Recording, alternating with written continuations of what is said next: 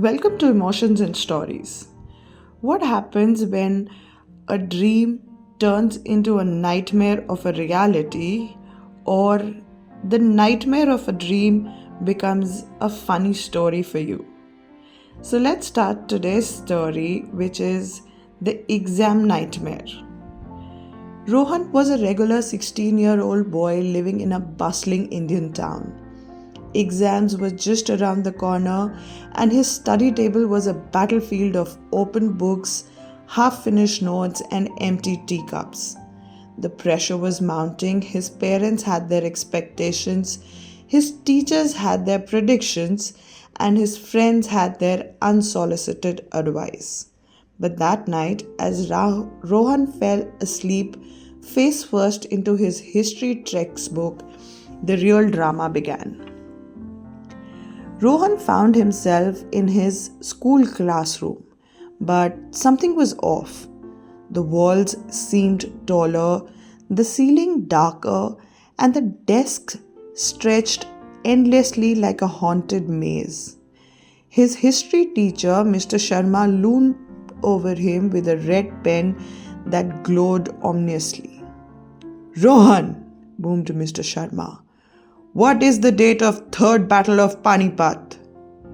Rohan's mind went blank. He knew the answer, or did he?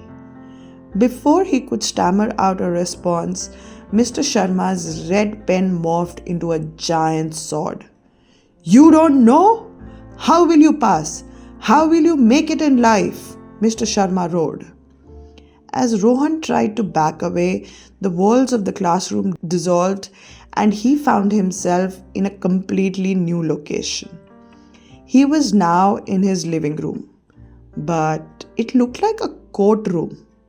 His mother sat in the judge's chair wearing her usual sari but with an exaggeratedly large judge's wig on her head.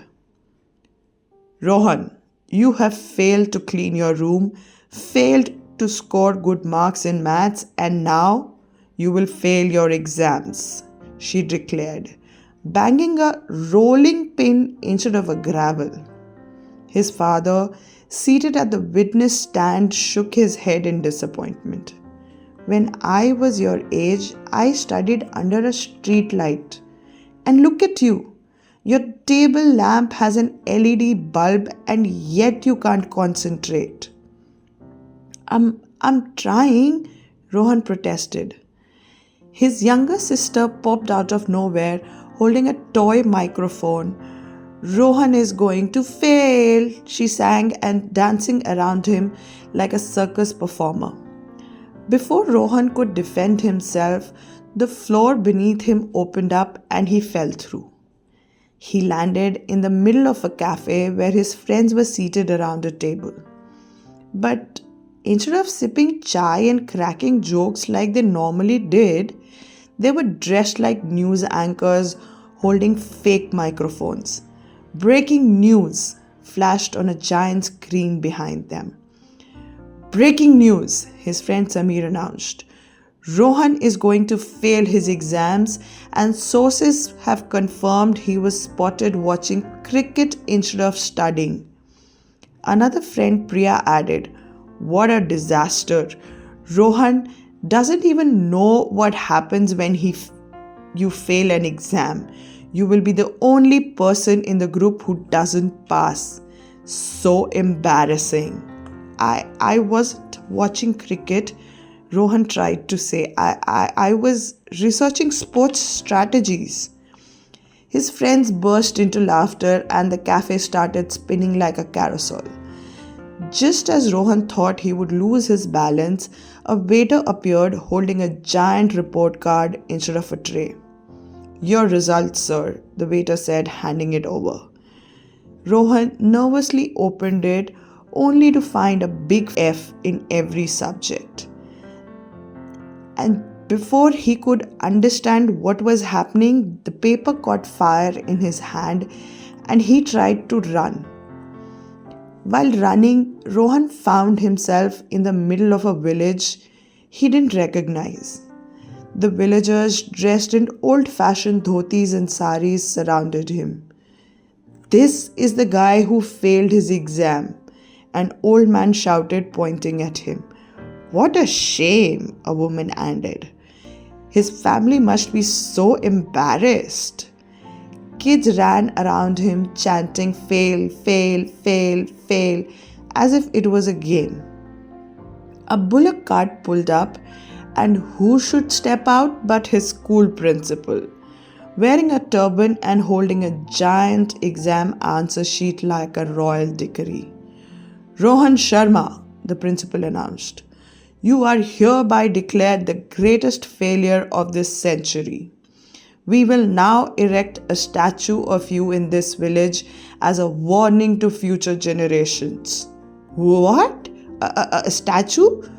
Rohan stammered. I didn't fail yet." But the villagers were already sculpting a giant statue of him holding a failed report card.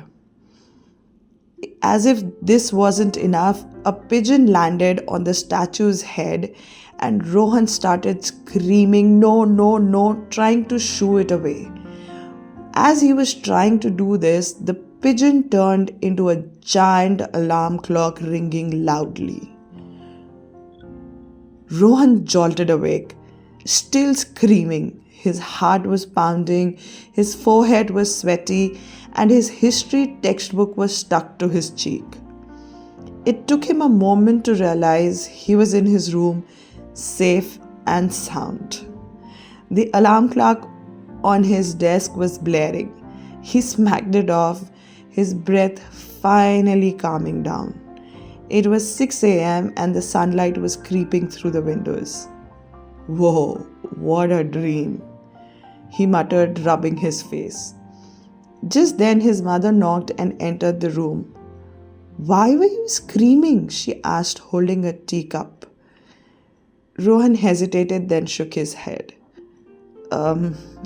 Nothing, Ma. Just a bad dream about exams." His mother ruffled his hair and smiled, saying, "Beta, don't worry. You will be fine. Just study properly and don't overthink. And remember, dreams are just dreams." As she left the room, Rohan smiled sheepishly. Maybe his mother was right. He picked up his history book, determined to finally memorize the date of the Third Battle of Panipat. But first, he scribbled a reminder on his notebook. To save yourself from nightmares, don't eat late night biryani before studying.